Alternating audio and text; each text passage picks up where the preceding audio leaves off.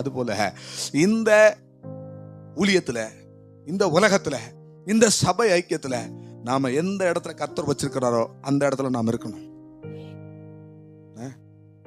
வெளியே இருக்கிற பலிபீடம், நான் மகாபரிசுத்த ஸ்தலத்துக்கு தான் போவேன், அவரு மட்டும் தான் போவாரா, நான் போக மாட்டேனா, அப்படிலாம் என்ன செய்யக்கூடாது, போகக்கூடாது. கர்த்தர் உங்களை எந்த இடத்துல இந்த ஊழியத்துல வைக்கிறாரோ அந்த இடத்துல நின்று கர்த்தருக்கு என்ன செய்யுங்க, ஊழியம் செய்யுங்க. அல்லேலூயா.